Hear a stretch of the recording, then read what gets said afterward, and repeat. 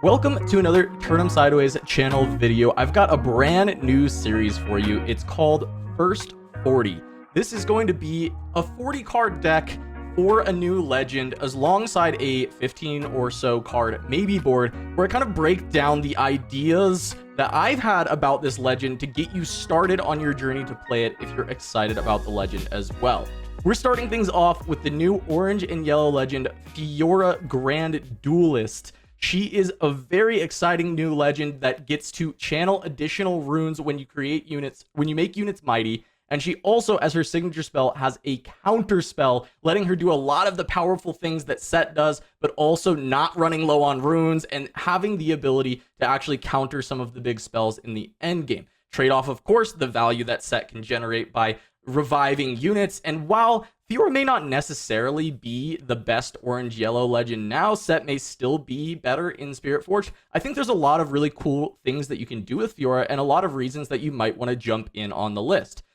A lot of the strength from Fiora is her ability not to ramp with her ability, but is actually the fact that she doesn't de-ramp as much. So when you're using high power costed cards like Punch First, you're actually able to generate a rune back. You get a little bit of a refund, right? So you don't run out of runes like Set, where he's having to spend runes to save things. Instead, when you are using your buffs, you're re-ramping. She also is going to have contextually a lot more access to accelerate.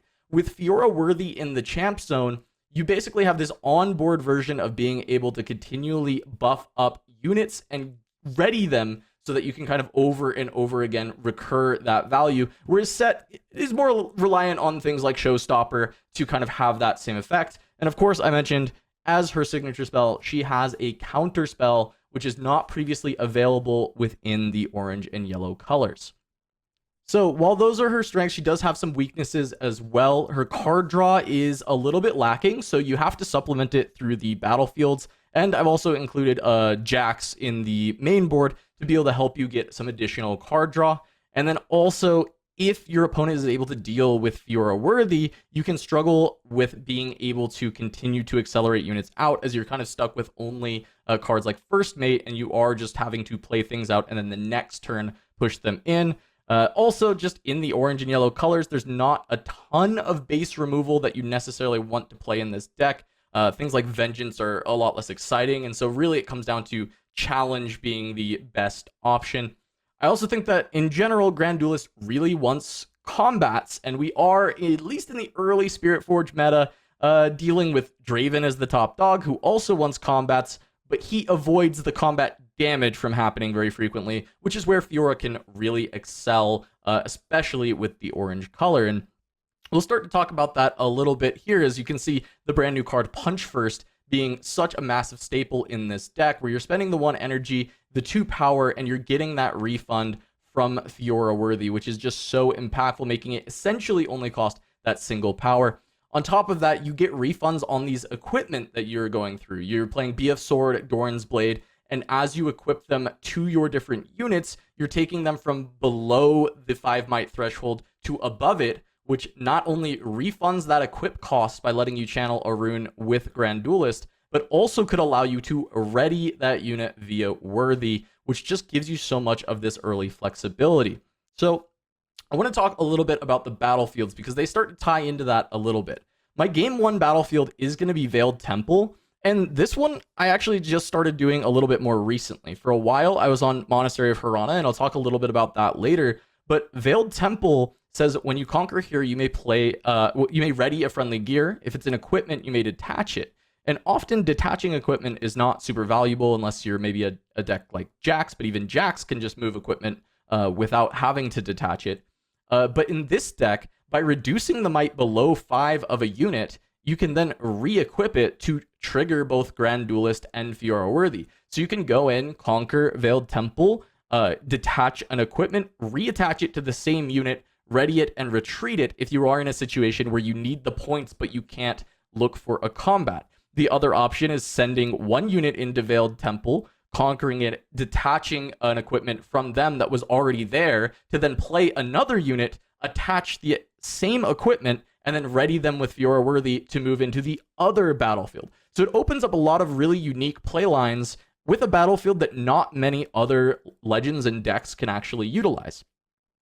The next two battlefields, being Sunken Temple and Grove of the Godwillow, are just to kind of mitigate that card draw issue that I had mentioned previously. I think Sunken Temple, you are always going to have mighty units. That's just kind of what your deck does. And you also often have the additional runes available that you can pay the one to draw.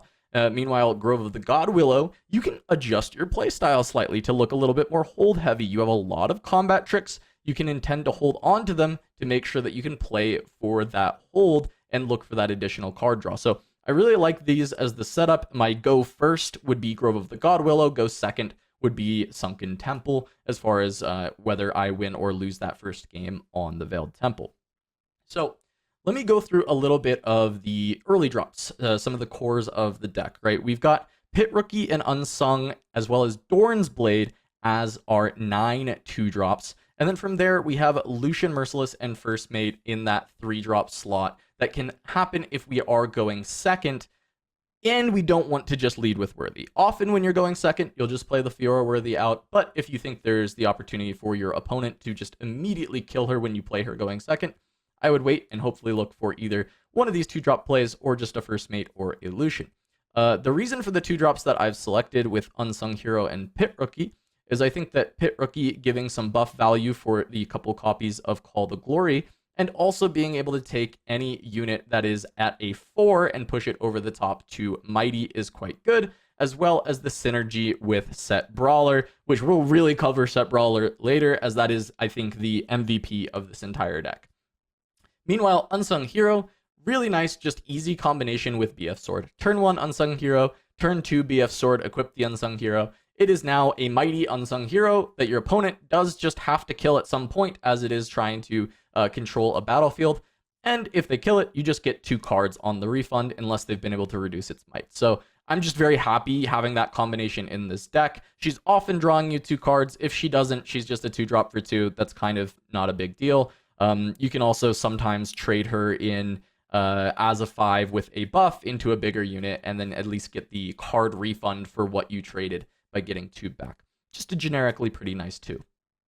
The other 2 being Doran's Blade is good because we're looking at a lot of different breakpoints in this deck for might, because we want to get to Mighty on Fiora. So I have Fiora Worthy, that is at 3 might. Doran's Blade gives +2, that is 5, right? We have Jax Unrelenting in here, which is going to give another 3 might +2, that's 5, right? Lucian Merciless, 3 might +2, that's 5. First Mate, 3 might +2, that's 5, right? This is kind of the exact thing that you are looking for in this deck, is how can I make my equip hit these breakpoints. This also can work for your small drops like Pit Rookie or Unsung Hero, if they're able to receive a buff from Pit Rookie plus the Doran's Blade that also gets them there. On top of that, we have a BF Sword, which covers the other side of that. All our 2-drops are at 2, so BF Sword gives that +3, and that is going to put you in that position. So we're constantly trying to maximize the value out of Worthy and maximize the value out of Grand Duelist with these weapons. And so that's why these are both in at 3, and we're not really playing any other weapons from there. I'm going to continue on with the units, because we mentioned the 2-drops. We have our kind of going second 3-drops, because they're still very powerful, either through utility or just being a good build-around unit. Merciless has Weapon Master, so he actually works as ramp. If you have an equipment on the board, you play him for 3, he equips the equipment for free, and then you get to have Duelist trigger to give you an additional rune. And if you have Worthy, you can ready him, which is great. And I think that his Conquer effect, being able to ready him and be able to just bring him home afterwards, is really nice hit and run tactics for the games that you are ahead. You have the option to leave him there, but also having that option to retreat him and continue to have just favorable combats, not having to defend as much as just attacking on your own turn when you untap with an insane amount of runes, can just be very, very strong for this unit. The other one being First Mate. I love First Mate. I love the utility of this card. I think the fact that going second, it is a turn 1 play, is also really nice. And sometimes Worthy dies. Sometimes you need to ready things multiple times per turn. Sometimes you need to ready something that's already mighty, and you don't have a good way of making it not mighty anymore. And First Mate is able to do all of these things. It is a really, really powerful unit. I think 3 copies is necessary in the early metas we're seeing of Spirit Forge, with a lot of purple running around, pushing your units back. I think having ways to re-ready units so that you can run back in is essential. So I'm going to move forward to the biggest units in the main deck, which is, surprising, right? You look at this legend and it's got ramp stapled onto it, right? When a mighty, I create a rune, you would think maybe you'd play some really big top end stuff.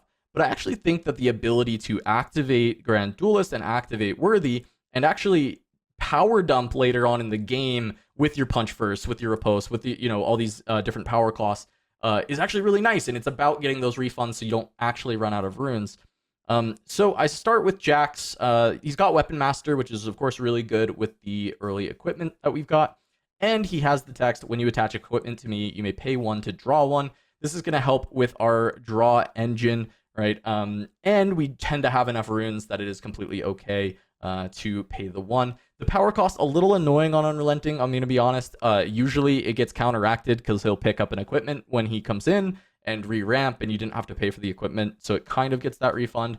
But I'm not super happy with this card as a whole. I just think it may be a necessary evil in your game 1 on Veiled Temple, where there's even more synergy of de-equipping the equipment and then putting it back on Jax for more card draw. I think he's a really prime target to sideboard out after game 1 on Veiled Temple for something else that helps you in the matchup on your other battlefields that have more card draw. The next one is our other Fiora.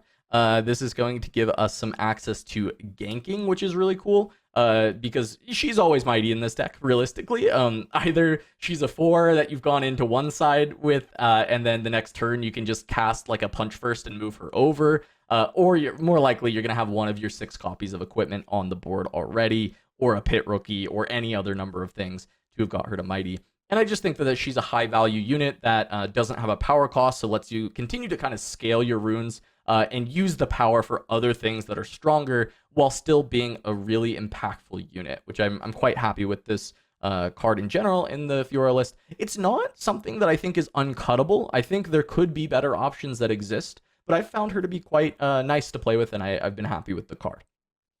So now, we've waited long enough. I've mentioned him a few times. The most important unit in the deck, one of the reasons to even like play Fiora, I think it's really powerful what he does, is Set Brawler, which is funny because you could just play Set and then you can champ zone him, right? That would be great. No, it's better to champ zone Fiora Worthy with a Set Brawler because of the combo and how they interact. So you think of Set Brawler, he's got a buff, he's a 5, he's not a 4. Well, no, when he's played, he has a trigger to give himself a buff. So you're paying 5 energy and a power for a 4 might unit that then immediately gains a buff, becoming a 5 might unit.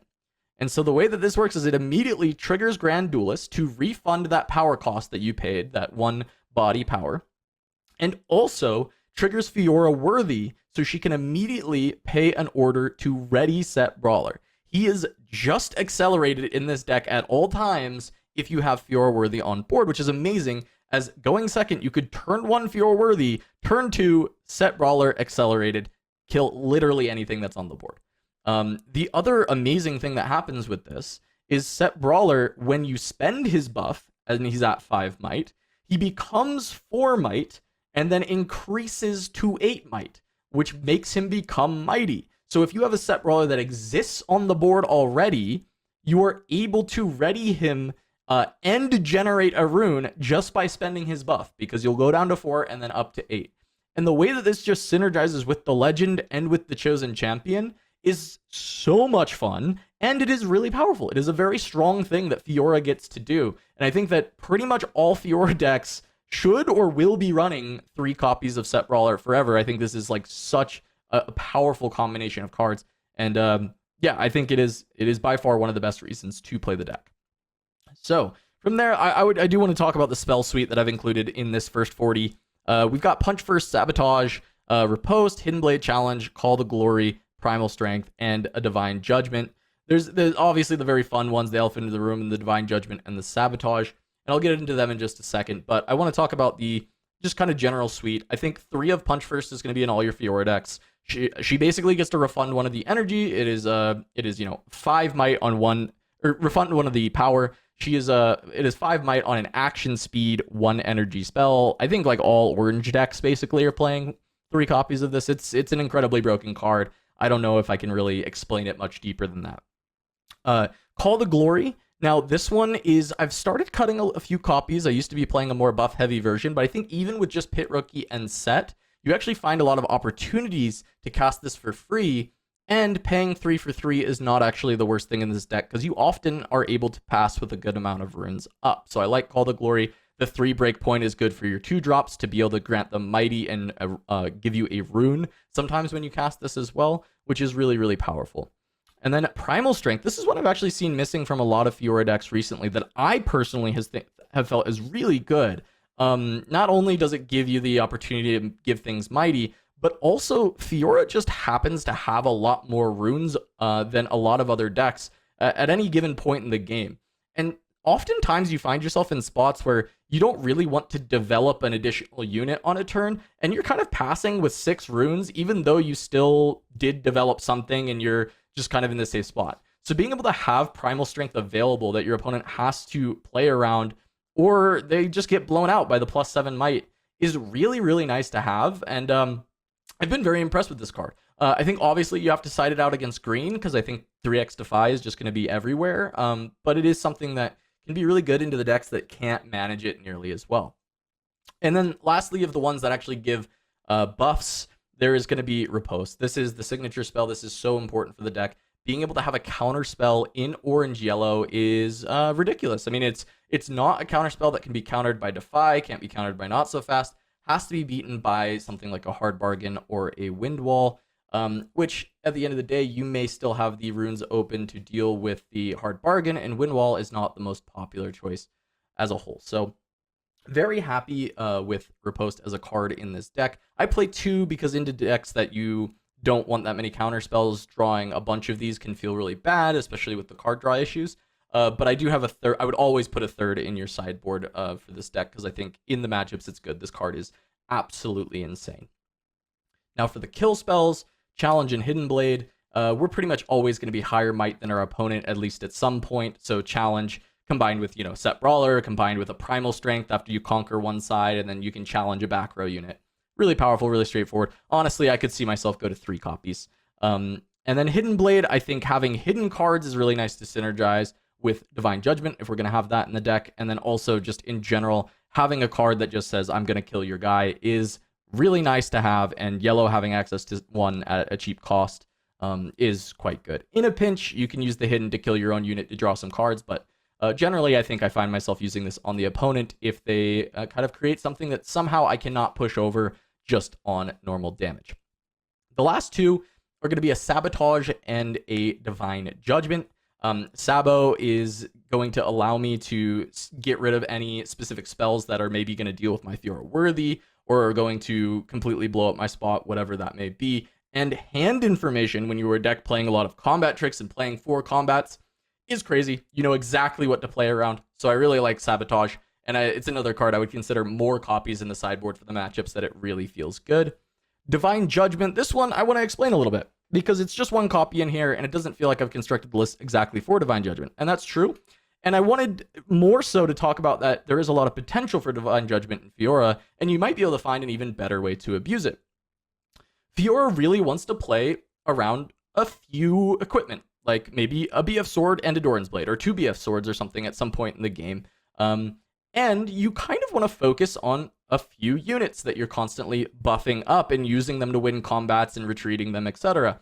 And so Divine Judgment giving you 2 units, 2 gear, and 2 runes, and then 2 cards when you're a deck that doesn't draw that many cards as a whole, and you often are emptying your hand, feels very nice. It feels not symmetrical. It feels like you're actually the one coming out on top when you cast the Divine Judgment. On top of that, Grand Duelist is able to generate you runes after the fact, and a lot of the battlefields that we're going to play are going to allow you to continue to draw cards. If you can gain that advantage even for just 1 or 2 turns, you're going to completely steamroll over your opponent. So I really like the idea of Divine Judgment. Plus, Grand Duelist allows you to make sure you're always going to have the runes to cast this in any given game. It's not going to be hard to get to 7 runes and actually cast a Divine Judgment. And even past that, one of the reasons people think that Divine Judgment is pretty bad at the moment is Hard Bargain in purple, being able to just counterspell it. But you're able to play both Sabotage and Riposte into those matchups if you wanted to make your Divine Judgment go off. And as I said, getting to 7 runes, not very hard for Divine Judgment. Being at 8 or 9 runes is not that much harder either, right? You'll be able to cast Sabotage before you go for the Judgment. You'll be able to hold on to a Riposte to play into the Hard Bargain if you want to play the Divine Judgment. So I actually think there's a lot of room to experiment in Fiora to play around maybe a hard Divine Judgment mode if you're excited about that prospect and if this is a deck that you're really looking at. So mine have not taken enough time to fully flesh out that Divine Judgment mode, but I've seen some potential, and I definitely wanted to bring that to the table here today with this first 40 as we go through. So that's the main 40. This is the 40 cards that I've just been messing with. I've kind of tuned a little bit and been like, I think this is pretty good. I think it's a great starting place for Fiora if this is a legend that's interesting to you. And you can kind of build out from here and see what you like, what you don't like, and find different cards that you think should fit instead. And speaking on that, I want to bring 15 cards for my maybe board.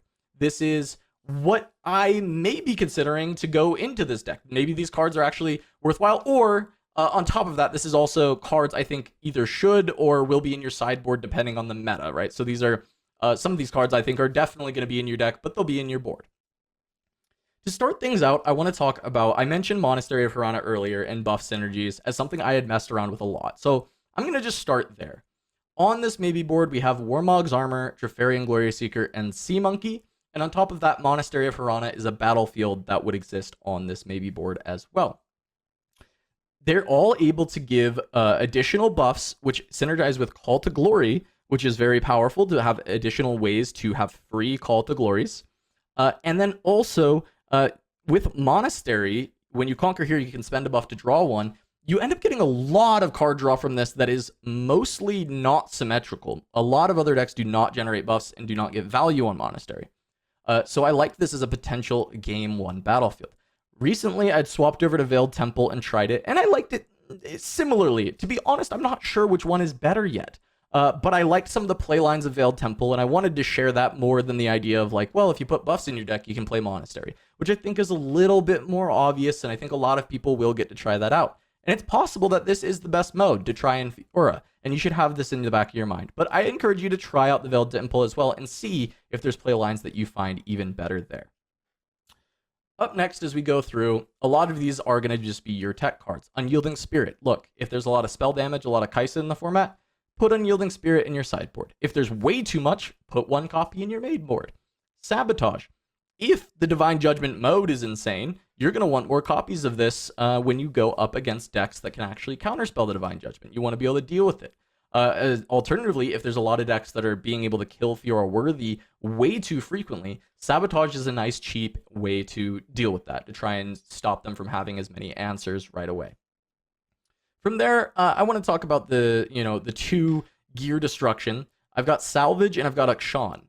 Generally, I like Akshan a little bit better. I think Weapon Master and the thieving of some equipment is really powerful. And he's pretty much always triggering Grand Duelist when he enters play, so you're getting a light refund on this ability. I even had an Akshan main board for a while, and I think you can totally consider that if the meta is calling for more gear destruction in the main or more gear hate in the main. The other option, alternatively, is Salvage. It replaces itself to draw a card, and it's possible that if you are running into decks that have a lot of gear, but they're also having too easy of a time killing your Akshan, that you might want to just remove that gear permanently instead with Salvage. I think I like Akshan more now, but I think there's the option between the two. You've got good gear destruction in both colors. Up next, extra copy of Riposte. I mentioned this in the main board. Just if there's a lot of decks that this is good against, I would play the full 3 copies. I think it is a good enough card to do so. Facebreaker, I've included Divine Judgment modes. It's an additional hidden, which is a good idea, but also this deck is pretty good at holding overall, and some endgame scenarios being able to hide a Facebreaker and keep all your runes up to cast things like Primal Strength and Punch First and all your other tricks is really nice to have that additional trick to try and go for that winning point. Next up, I have Xin Zhao. I think this is one of the best yellow cards that was released in the entire set. And this deck actually can fulfill the condition a decent amount of time and Xin Zhao is a 4 instead of a 5, so you can trigger things like Grand Duelist and Fiora worthy on him after he's come in. So there's a lot of things kind of going for him, but you do kind of play around 1 to 2 units often enough that Xin Zhao doesn't like guarantee to become the best card in my mind. But I think it's reasonable if you want to add even more potential ways to have Accelerate in your deck. Plus the tank keyword I actually think does get some mileage here because it does allow you to actually send worthy with Xin Zhao to help buff up some additional might in a pinch without fully risking her to die immediately, which I think is quite nice. Next up is Ruin Runner. Ruin Runner, this is if there are just these spell heavy decks or purple becomes too much of a problem, right? Like you can't get through all of the pushes, then I actually think you can add Ruin Runner. Getting to these runes is not going to be too bad. Yes, she's already 5 might, so you're not going to get any value out of your Worthy or out of Grand Duelist on Ruin Runner, but you can still just kind of have a beefed up Ruin Runner that can't be targeted by spells, and then you have Riposte or Sabotage or Unyielding to kind of answer anything like an Unchecked Power or a Whirlwind or like any of the Downwell, any of these other kind of niche answers to Ruin Runner. You actually are pretty good at covering them, so this can be a good option into, you know, some of these decks that are maybe denying you combats if that ends up being something that you feel like can work. Divine Judgment, I mentioned. I had my rant enough on Divine Judgment. I think if you can find a Divine Judgment mode that is crazy, it really works for you, beef it up to 3 copies. Let's play it all. Let's try it. Let's see how it goes. This is something I'm going to explore more in the future, is Divine Judgment and Fiora. I think she has some potential there, and yeah, maybe someone else will crack it before me. I'm not always the best deck builder, but I'm okay, and I understand this game pretty well. So we'll see if we can figure out something maybe together, and you let me know if you find something. You can tweet at me or let us know in the comments. Next up, I have the 2 big units I would consider. I'm pretty unimpressed with Deadbloom in set 2, to be honest, but it is a pseudo accelerate, immediately grants you a combat. I think the deflect keyword gets a little bit worse. And often you don't want to play 8 energy 2 power units in this deck from what I've found so far. However, you'll likely have 8 energy multiple times throughout the game, easy enough that you could play a Deadbloom, and if this is an effect that you think is going to be good enough for your deck, I think you can try it. Same goes for Harness Dragon. You don't have a lot of backline kill access, so I think that Harness Dragon is completely reasonable. This is also not able to be stopped by counter spells, so I kind of like the idea of Harness Dragon more than something like a Vengeance. Maybe the all-in Ornn builds or something are getting really good. I've saw a couple people tweeting some Spellsonger Ornn, and you need some way to kill him that goes through a counter spell. Maybe this works. I don't know. They play like Zhonya's and some other stuff, but there could be other builds as well that you need a way to just kill a unit, and Harness Dragon can do so. So those are kind of my picks for the maybe board. Let me know what other cards you think have been really impressive to you in Fiora. Let me know if you kind of have a build that you're really excited about with this deck. And let me know about this series. First 40, this is the first one I'm doing, but I like the concept of just giving you a 40 card list, some ideas for sideboard in the future, and letting you go from there. Figure out your own journey here in Riftbound for a legend that you enjoy. It's always nice to have a starting point, but I think a lot of the joy in card games and a lot of the fun is tuning your deck and building towards something that really suits you.